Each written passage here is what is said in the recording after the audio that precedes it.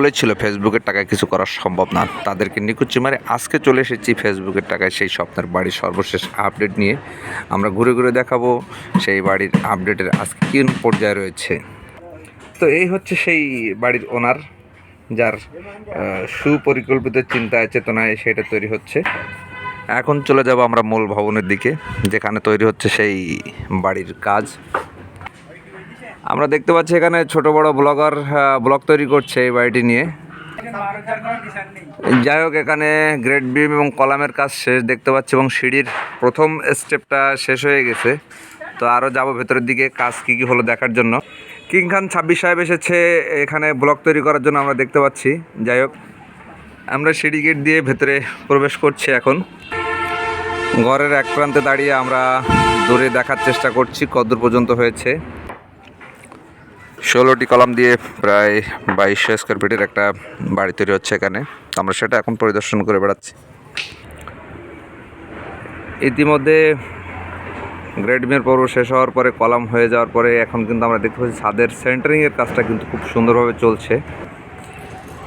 যাই হোক, ঘরের অপর প্রান্তে চলে এসেছি আমরা। তো এটা এখন পরিদর্শন করছি হেঁটে হেঁটে, কোথায় কিভাবে কাজ হচ্ছে সেগুলো দেখার জন্য।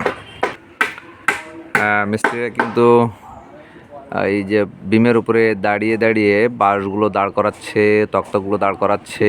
খুব একটা রিক্সের কাজ বলা যায়, তবুও যারা এই কাজগুলো করে তাদের কাছে খুব ইজি, কারণ তারা এগুলো সিস্টেম জানে। তো এখানে কিং খান 26 কিন্তু এসেছিলো সেই ভোরবেলা থেকে সে অনেকগুলো ব্লগ তৈরি করেছে, এখানকার খোঁজখবর নিচ্ছে। তো আমরা পরে শুনবো তার কাছে আসলে সে এখানে এসে কী কী তথ্য সংগ্রহ করেছে।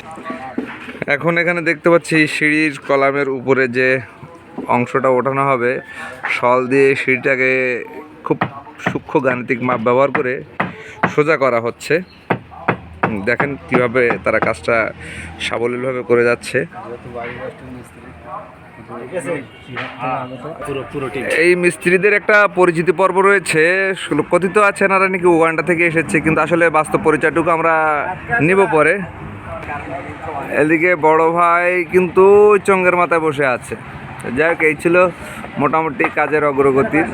আশা করছি খুব দ্রুত ছাদের সেন্টারিংয়ের কাজ শেষ হয়ে যাবে এবং ঢালাইয়ের কাজ শুরু হবে।